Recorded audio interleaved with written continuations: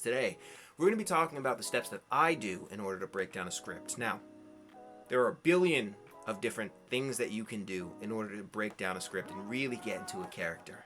But at the end of the day, I'm going to be going over my tips, my tools, and my techniques in order to really, truly understand a character, where that character is coming from, the essence of that character, and make it so that I'm trying to bring that character to life in a way that conveys a story to the person who I'm auditioning for.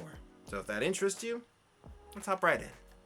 So, I like to record with a sheet of paper old school, but if you're using an iPad or anything, this will work exactly the same. Now, this is a little bit of an example of what a script could actually look like. This is not typically what you would see when it comes to an audition piece. Typically what you're going to be receiving are sides. They're going to give you a couple of different scenarios from a couple of different sections of a piece. When you get something like this is something that's more set up for like a demo so that you can read through one section and then move on to the next so that you can get a couple of different sections.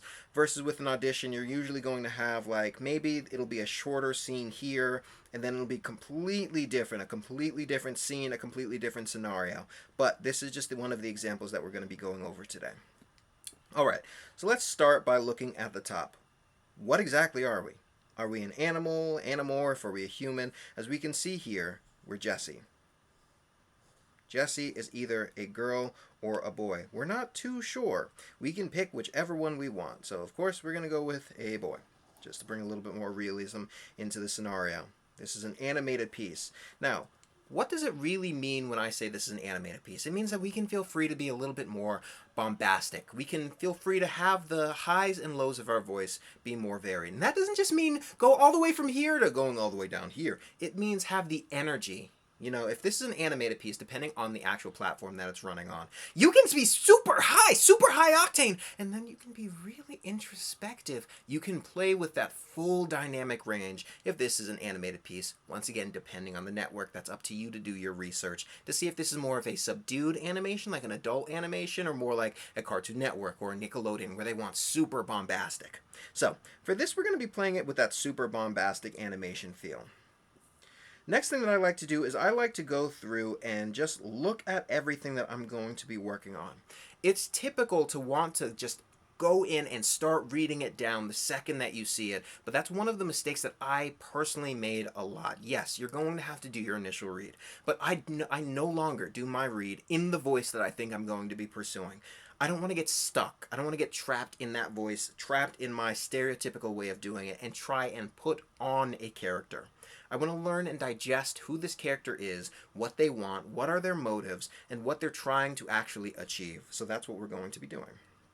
All right, so now look down. Dad, you ate all my cereal again. Mom bought this for me. See, it says for kids. You're supposed to eat gross grown-up food for breakfast. Oh no, you messed the puzzle on the back up. Oh no, you messed the puzzles on the back again. You messed the puzzles on the back again.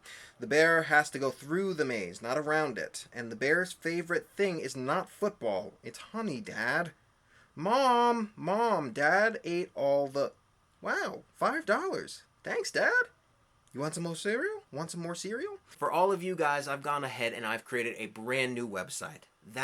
Voicebox.com. On this website, you'll be able to see the education section where I've placed all of the educational assets. And pretty soon, we're going to go ahead and announce this. We're going to be offering group classes. These are going to be nice little workouts where you can come in, low pressure, sign up. They're going to be in classes of 10 to 15. I haven't decided yet, but every week you're going to be able to come back for a low price and practice. Practice in front of other people so you can get feedback and you can start to truly understand what it is that you could be improving on. So, go ahead and go over to thatvoicebox.com. You can get all of your free stuff and I'll let you know more when it's ready. Okay, so this is a nice little piece. There's nothing really to it, but it does give you a lot of chance to go and practice some dynamicism and some flexibility in your vocal range and in your vocal delivery. Now, the first thing that I look at when it comes to a script like this are changes. Where can you add turns so that you can actually pivot and move through the actual scene? Now, of course, I'm already getting ahead of myself. First things first, who is the character, right? what is the motivation of the scene? What is the point of the actual scene? And then I go look for turns and look for comedic moments here and there. So if we're looking down for the motivation of this, Dad, you ate all my cereal again. Mom bought this for me. See, it says for kids. You're supposed to eat gross grown-up food for breakfast. Oh no, you messed up the puzzle. So obviously they're talking to their parental figure. This might be the kid's favorite cereal, and the dad just went through and ruined it. So, Dad, you ate all my cereal again. This is showing that this is not the first time that he's done this. We've spoken to him about this. You ate all my cereal again! Mom bought this for me! So, this is... I would play this as exasperated. Or rated. Yes, this is dying, but that's okay. I'd play this more as exasperated. Mom bought this for me! Dad, you ate all my cereal again! Mom bought this for me! See? It says, for kids. You're supposed to eat gross grown-up food for breakfast. See, this would be a perfect chance to add one of those turns that I was talking about. This is perfect. So, if we're going to go here, see, it says, for kids. This, we're calling him old. You're not a kid. You're supposed to eat your gross grown-up food for breakfast. So this could be a perfect chance for a small turn. Let's start from the head.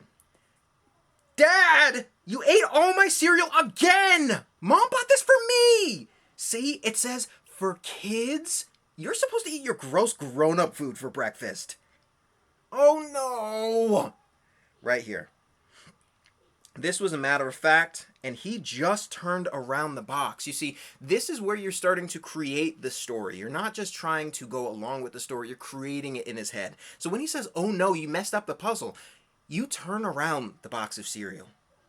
As you're saying, you're supposed to eat your gross grown-up food, you turn it around, and you just saw that now the puzzles on the back are messed up. He even ruined that. So we're going through. Oh no! You messed the puzzles on the back again! The bear has to go through the maze, not around it. Once again, we're calling him dumb. Dad, what are you doing? The bear has to go through the maze, not around it. You're dumb. All right, and let's go ahead and land this thing here. And the bear's favorite thing is not football. It's honey, Dad. So we're talking like this should be obvious. And the bear's favorite thing is not football. It's honey, Dad. And then calling out. So we're calling out to our mom to save us. Mom! Mom! Dad ate all the... And here is the pivotal turn. Dad just gave us $5 to pay for our silence. Wow! $5? Thanks, Dad! You want some more cereal? And then we end this puppy home. So, although this might seem like a short, kind of nothing burger of a script, there is so much ability here. We've learned that Dad's done this a bunch of times before. Mom is our savior. She's going to come in and yell at Dad, and obviously Dad don't want Dad.